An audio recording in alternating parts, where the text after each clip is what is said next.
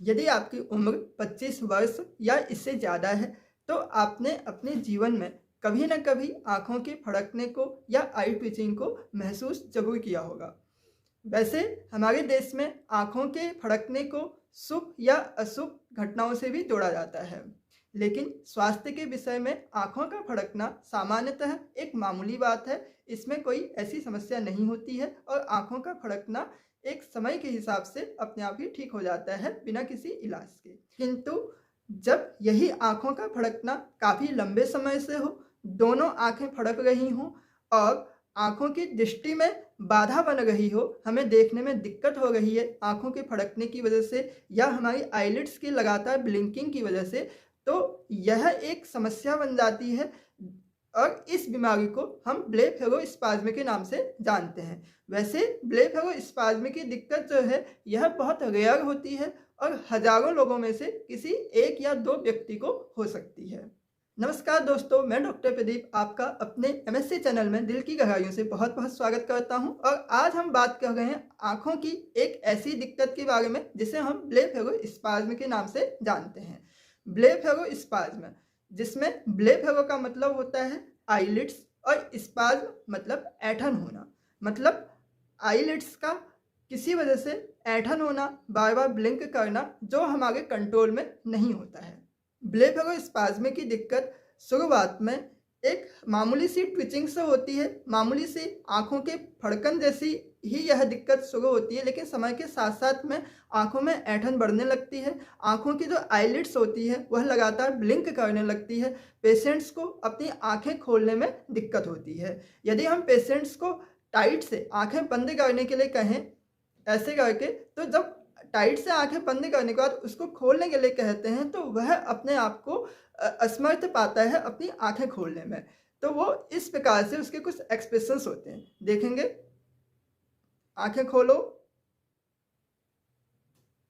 तो इस प्रकार से पेशेंट को दिक्कत होती है आंखें खोलने में। और कभी कभी आंखों की ब्लिंकिंग बहुत ज़्यादा हो जाती है इस टाइप से, तो इससे उसको देखने में बहुत ज़्यादा दिक्कत होने लगती है और आंखों के अंदर की जो आईलिड ओपनिंग होती है, जो दो आईलिड्स होती है, इसके बीच की जो ओपनिंग होती है वह भी सिकुड़ जाती है, जिससे उसके देखने का दायरा जो एरिया होता है वह भी लिमिट हो जाता है। और इस समस्या की वजह से पेशेंट को पढ़ने में, ड्राइविंग करने में या फिर अपने रूटीनली जो वर्क करने में उसको परेशानी होने लगती है। अब यहाँ पर एक सवाल उठता है कि जब ब्लेफेरोस्पाज्म की शुरुआत में ही हल्की सी ट्विचिंग होती है, हल्की सी आंखों की फड़कन होती है, तो हम कैसे जानेंगे कि जो हमारी आंख फड़क रही है यह सामान्य रूप से फड़क रही है या हमको ब्लेफेरोस्पाज्म की दिक्कत है। देखिए, जब आंखें हमारी फड़कती हैं तो वह यूनिलैटरली फड़कती हैं। ज़्यादातर केसेस में यूनिलैटरली आंखों का फड़कना होता है, या तो हमारी दाईं आंख फड़केगी या हमारी बाईं आंख फड़केगी। और ऐसा बहुत कम ही होता है कि हमारी दोनों आंखें एक साथ एक ही समय पे फड़क रही हों। किंतु ब्लेफेरोस्पाज्म की दिक्कत बाइलेटरली होती है। यह स्टार्टिंग में ही हमारी दोनों आंखें एक साथ फड़कने लगेंगी। तो अगर ऐसा होता है कि हमारी दोनों आंखें एक साथ फड़क रही हैं तो हमें सचेत हो जाना चाहिए कि कहीं हमें ब्लेफेरोस्पाज्म की दिक्कत तो नहीं हो रही है। दूसरी चीज़, ब्लेफेरोस्पाज्म की दिक्कत में जब आंखें फड़कती हैं तो उसके साथ में कभी कभी किसी पेशेंट्स को जो गालों में ट्विचिंग होने लगती है या उसके साथ में कोई दूसरी मांसपेशी भी ट्विच करने लगती है, उसमें ऐंठन होने लगती है। इस प्रकार से हम ब्लेफेरोस्पाज्म और सामान्य आंखों के फड़कन में हम डिफरेंस कर सकते हैं, पता कर सकते हैं कि ब्लेफेरोस्पाज्म की दिक्कत क्या होती है और हम इसके अकॉर्डिंग सचेत हो सकते हैं। दोस्तों, ब्लेफेरोस्पाज्म की दिक्कत एक न्यूरोलॉजिकल डिसऑर्डर होता है जिसकी वजह से हमारे ब्रेन जो होता है, जो आईलिड्स को कंट्रोल करता है, उस कैपेसिटी को खो देता है, जिसकी वजह से हमारी आईलिड्स की जो मसल्स होती हैं उनमें एक्स्ट्रा इलेक्ट्रिक पोटेंशियल्स आने लगता है और हमारी आंखें तेजी से ब्लिंक करने लगती हैं। अब यहाँ पर देखने वाली बात यह है कि ब्लेफेरोस्पाज्म की वजह से किसी भी व्यक्ति में अंधता नहीं आती है। ऐसा नहीं होता है कि वह कंप्लीटली ब्लाइंड हो जाए, लेकिन लगातार आई ब्लिंकिंग की वजह से या आंखों को खोल न पाने की स्थिति से की वजह से या जो हमारी आईलिड्स के बीच की ओपनिंग होती है वो सिकुड़ जाने की वजह से उसके देखने का दायरा कम हो जाता है। इसे हम मेडिकल लैंग्वेज में फंक्शनल ब्लाइंडनेस बोलते हैं।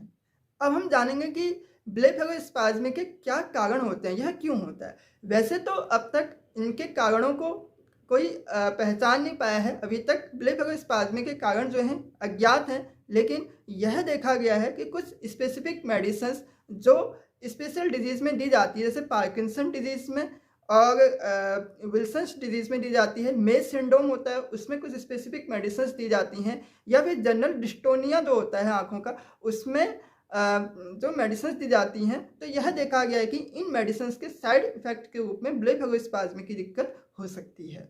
कभी-कभी क्या होता है कि आँखों की ड्राइनेस की वजह से भी जो लिड्स होती हैं वो लगातार सिकुड़ने लगती हैं, ऐंठने लगती हैं या ब्लिंकिंग करने लगती हैं।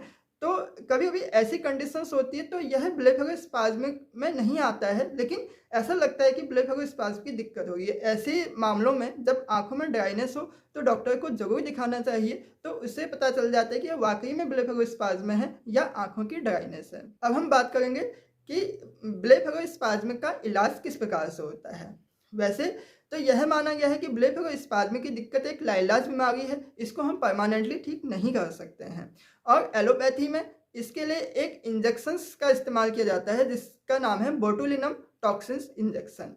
इसको आँखों में लगाया जाता है और इसके बाद कुछ समय तक, कुछ महीनों तक ब्लेफेरोस्पाज्म की दिक्कत को रिड्यूस कर दिया जाता है या ठीक कर दिया जाता है, लेकिन समय के बाद जब इसका असर खत्म हो जाता है तो यह दिक्कत वापस आ जाती है। अब चूंकि मैं एक होम्योपैथिक डॉक्टर हूं, इसलिए आपको होम्योपैथिक ट्रीटमेंट के बारे में ही बताऊंगा। और मेरा मानना यह है कि ब्लेफेरोस्पाज्म का बहुत अच्छा इलाज हो सकता है। आई मसल्स को वापस टोन अप किया जा सकता है, न्यूरोलॉजिकल डिसऑर्डर को वापस ठीक किया जा सकता है, यदि आप होम्योपैथी में बहुत अच्छे से ट्रीटमेंट लेते हैं। आपके लक्षणों के हिसाब से, आपके कॉन्स्टिट्यूशंस के हिसाब से जब मेडिसिन सेलेक्ट करके दी जाती है तो ब्लेफेरोस्पाज्म को अच्छे से ठीक किया जा सकता है। वैसे लक्षणों के हिसाब से मैं आपको कुछ मेडिसिन बताऊंगा, तो आप देखेंगे कि लक्षणों के हिसाब से यदि यह मेडिसिन हम लेते हैं तो ब्लेफेरोस्पाज्म की दिक्कत काफ़ी हद तक ठीक हो जाती है, या अच्छे से भी यह ठीक हो सकती है। पहली मेडिसिन है क्रियोडोटम। यदि ब्लेफेरोस्पाज्म में जो आई ब्लिंकिंग होती है वो बहुत लगातार है, लगातार आई ब्लिंकिंग होते जा रही है, इस टाइप से पेशेंट यदि आई ट्विचिंग इसमें हो गई है, तो इसमें क्रियोडोटम 30 का बहुत अच्छा रोल हो सकता है, क्योंकि क्रियोडोटम 30 आईलिड्स की मसल्स को टोन अप करती है।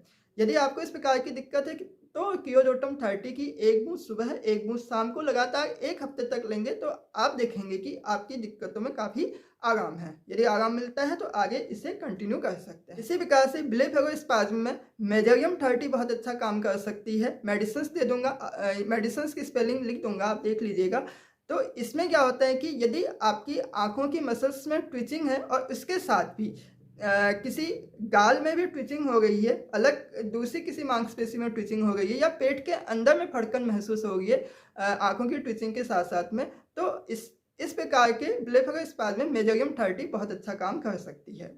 इसके अलावा यदि आपकी आंखों में ब्लिंकिंग बहुत ज़्यादा है और आंखें फड़क रही हैं, जो कि लेटने पर आपको आराम मिल जा रहा है, तो इस प्रकार के आई ट्विचिंग में एगेरिकस 30 बहुत अच्छा काम करती है। एगेरिकस 30 की 1 ड्रॉप सुबह, 1 ड्रॉप शाम को लेनी है लगातार 1 हफ्ते तक, तो आप देखेंगे कि आपकी आई ट्विचिंग में काफ़ी आराम मिला है। यदि आपकी आंखें लगातार फड़क रही हैं, किसी भी प्रकार से आराम नहीं मिल रहा है, तो होम्योपैथी में एक और मेडिसिन आती है रेफेनस 30। तो आप रेफेनस 30 लेंगे, 1 बूंद सुबह, 1 बूंद शाम को 1 हफ्ते तक लेंगे, तो देखेंगे कि आपकी आंखों की ट्विचिंग में काफ़ी आराम है। यदि आपको आराम मिलता है तो आप इसे आगे भी कंटिन्यू कर सकते हैं। इस प्रकार से यदि आप लक्षणों के अनुसार होम्योपैथिक मेडिसिन लेते हैं तो आपका ब्लेफेरोस्पाज्म जड़ से ठीक हो सकता है। फ्रेंड्स, तो आज मैंने आपको बताया कि ब्लेफेरोस्पाज्म में क्या होता है, किस प्रकार से इसका इलाज किया जाना चाहिए और यह क्यों होता है। यदि आपको मुझसे हेल्थ संबंधित कोई भी सवाल पूछने हो तो आप मुझसे कॉल मी फॉर ऐप के द्वारा पूछ सकते हैं, और उसका लिंक मैं नीचे डिस्क्रिप्शन में दे दूंगा। आप सीधे मुझसे बात कर सकते हैं कॉल मी फॉर ऐप के द्वारा। इसके लिए आपको अपने मोबाइल में call me for app download करना होगा, उसमें मेरा नाम सर्च करके आप मुझसे सीधे बात कर सकते हैं। यदि आपको मेरी यह जानकारी अच्छी लगी हो तो इस वीडियो को शेयर करें, सब्सक्राइब करें और लाइक भी कर दें, और फिर मिलेंगे नए सब्जेक्ट के साथ। फिर किसी नए दिन में। तब तक के लिए नमस्कार, बाय बाय।